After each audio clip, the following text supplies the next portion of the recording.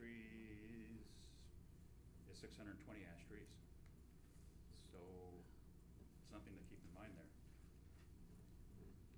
55% of the trees are in need of some type of management, and that's quite broad. That includes everything from pruning, pruning to removal, training a young tree, pruning it properly.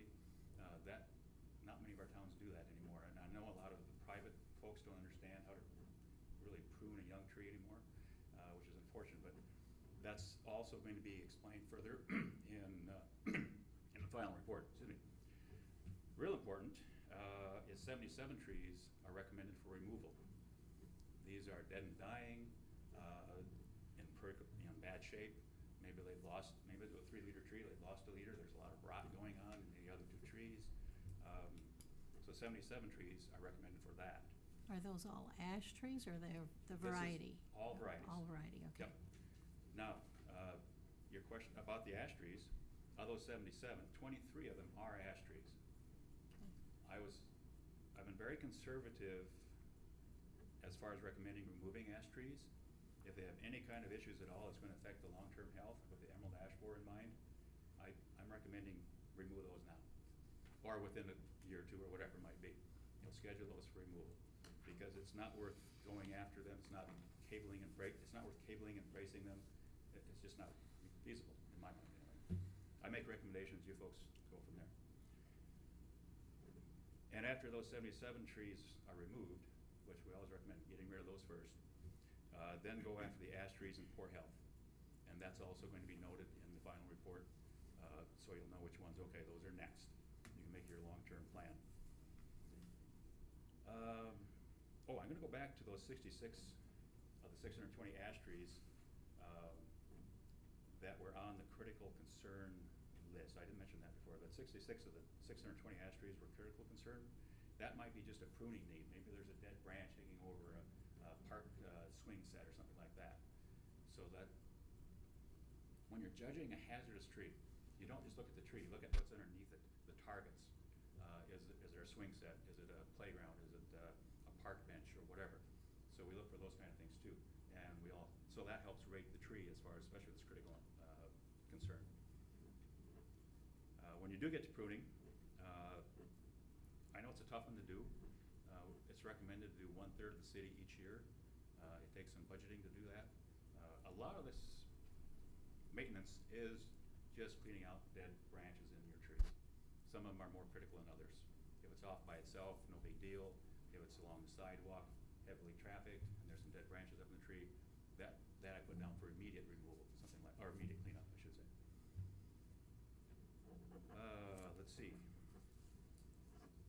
I talked about the total annual benefits, and when you get this literature on page 2, starts the annual benefits. It's broken down into annual energy benefits, how much your trees save for energy purposes. It's $116,000. Let's see, we've got stormwater benefits, which is big. Your trees intercepted almost 7 million gallons of rainfall per year. This interception provides $186,000 worth of benefits to the city. It doesn't go into the sewer system. So they're a huge help. Air quality is also figured out, net value of $21,000. That's removing carbon dioxide, things like that, pollutants. Blocking carbon in the trees is worth $217,000. Social aesthetics benefits, and it's hard to do that for sure, but that's approximately $115,000 in social benefits, just making people feel good. More trees, everybody feels better about it. See, I mentioned the 33 different species. This is important. The genus, now species is like silver maple, red maple, that breaks it down that way. Genus is more broader, like maples. Now you have 905 maples, or 38% of your trees are maples. Again, it's not unusual. MASH was the 26%. Next one is, let's see, we got oak. Then it drops down quite a bit. Oak is 6%. So, and then there's a lot of 5s and 2s and 1s from there. That's your main ones. You do have a fairly young stand, which is great, because you want your young trees to be growing and replacing the old ones as either a replaced or die, or decay and die. And And that is also in here in a graph. Kind of hard to explain it because it's one of these guys. So a young stand is actually good, and that's where you folks are at.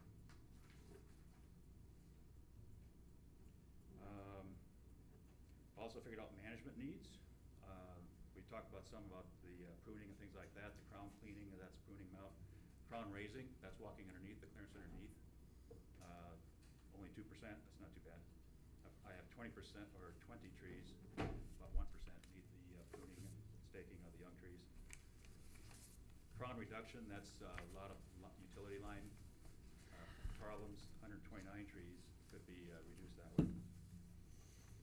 Your canopy cover overall is 67 acres, which is about almost 3% of your total acres.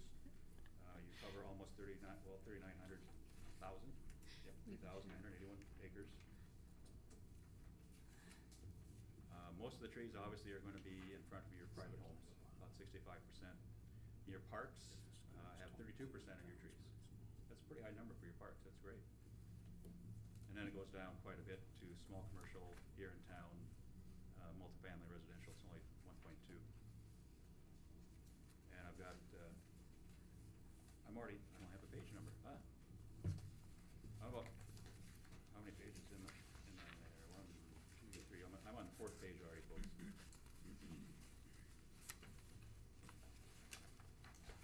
It's got a graph of the land use of public trees citywide on the top. And then we go into just some explanation about things to be done. A lot of this got passed out at the earlier meeting when we were talking about doing the inventory as far as risk management, planting, things like that. Diversity, important. You've already got a good diversity. It is recommended that the genus, meaning the maple, the oaks, whatever, not exceed 20%. And within that, the species should not exceed 10%. So you should not have 10%. You shouldn't have no more than 10% silver maple, red maple, etc.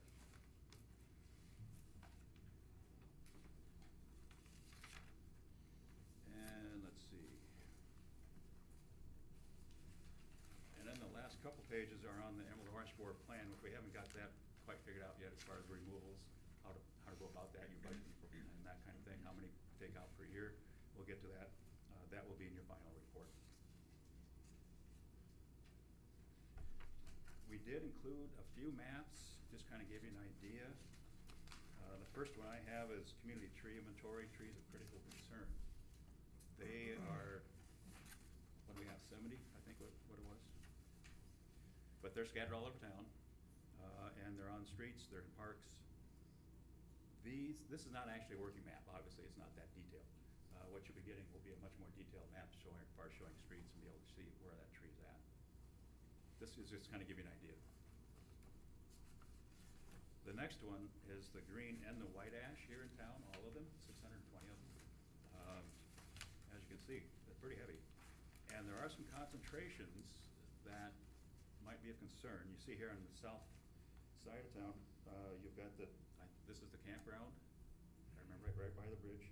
And then this is one of the ballpark areas. There's quite a few out here, not quite as many as this. And I couldn't help but notice on the way into town that we've got a line of ash trees along the highway where your community center is at. And then also, what really struck me was your Veterans Park has a heavy concentration of ash.